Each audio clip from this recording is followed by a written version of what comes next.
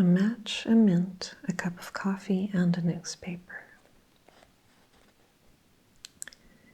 The first time it was an accident. That is, an accident for me. I hadn't planned to go there.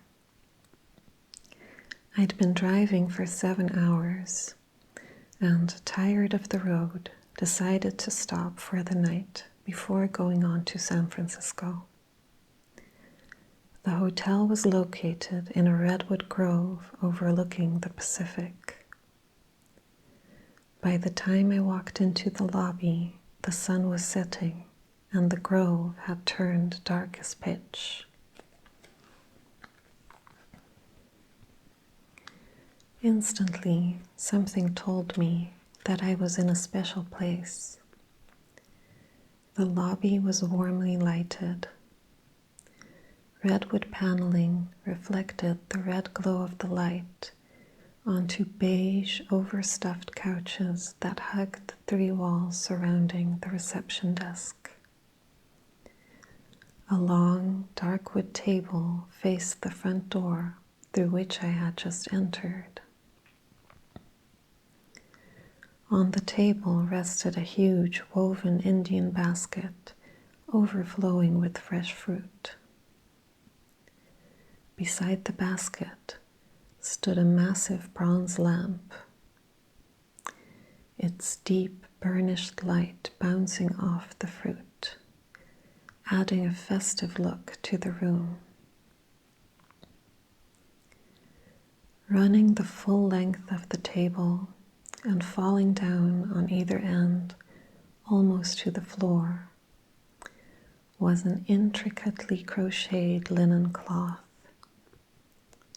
Its bright, exotic pattern accentuating the colors of the fruit, the bronze of the lamp, and the deep red ochre of the walls.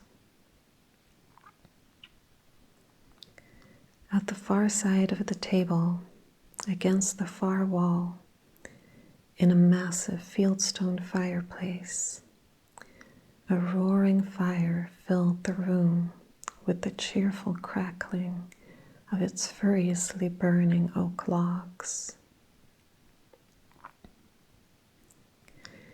Even if I hadn't been so tired, the contrast between the heat of the flames on my face and the cold of the night at my back would have been enough to attract me to the room.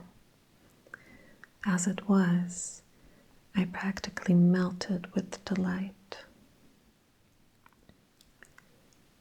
Behind the reception desk, a woman appeared, dressed in a freshly starched red, green, and white gingham blouse and a deep red ochre skirt. A pin with the logo of the hotel atop a red ochre ribbon decorated her blouse like a badge of honor. A matching ribbon held her hair back from a glowing face. "Welcome to Venetia," she smiled warmly. It took no more than 3 minutes from the moment she spoke that greeting to the time the bellboy ushered me into my room, despite the fact that I had no reservation. I couldn't believe the ease with which it all happened. And the room, the overall impression was one of understated opulence. Thick, muted, pastel wall-to-wall carpeting, a 4-poster king-size white pine bed covered by a magnificent, impeccably clean, white-on-white quilt. Original graphics depicting scenes and birds of the Pacific Northwest, gracing the rough-hewn elegance of the natural cedar walls.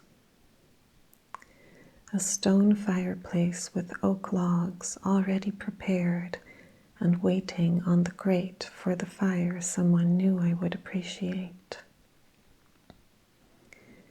paper rolled ceremoniously beneath the grate, and an elegant, oversized match lying diagonally across the hearth, waiting to be struck.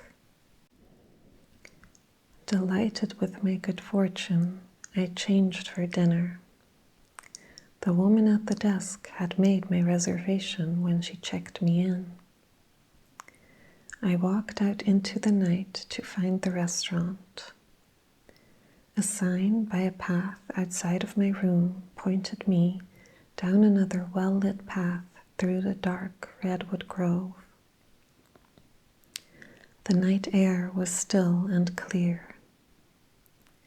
In the distance, I could hear the hushed rhythmic patter of the Pacific Ocean surf. Or was it my imagination? It scarcely mattered. An aura of magic surrounded the place. The restaurant stood on a knoll overlooking the hotel and the ocean. Until I went inside, I hadn't seen another person, but the restaurant was crowded. I gave the maitre d' my name, and he immediately showed me to a table, despite the fact that other people were waiting. Evidently, reservations meant something in this restaurant. The meal was as delightful as everything I had experienced before it. The food attractively prepared, the service attentive yet unobtrusive. I lingered over a glass of brandy while enjoying a classical guitarist who played a selection of Bach fugues for the dinner guests.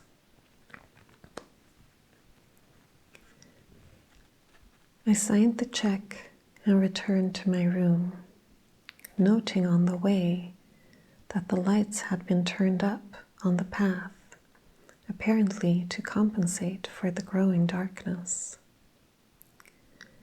By the time I arrived at my room, the night had become chilly. I was looking forward to a fire and possibly another brandy before going to bed. Somebody had beaten me to it. A brisk fire was burning in the fireplace. The quilt was turned down on the bed. The pillows were plumped up, a mint resting on each one. On one of the night tables beside the bed stood a glass of brandy and a card. I picked up the card and read, "Welcome to your first stay at Phoenicia. I hope it has been enjoyable. If there is anything I can do for you, day or night, please don't hesitate to call. Kathy." As I drifted to sleep that evening, I felt very well taken care of. The following morning, I awoke to a strange bubbling sound in the bathroom. I arose to investigate. A pot of coffee, turned on by an automatic timer, was merrily perking away on the sink counter. A card resting against the pot said, "Your brand of coffee. Enjoy. K."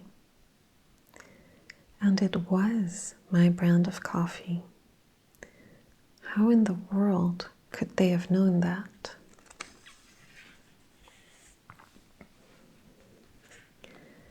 And then I remembered.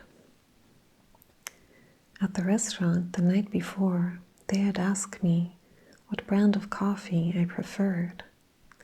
And here it was. Just as I caught on to what they had done, there was a polite knock at the door.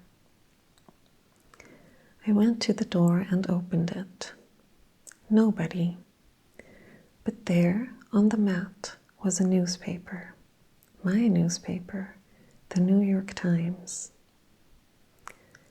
how in the world did they know that? And then I remembered.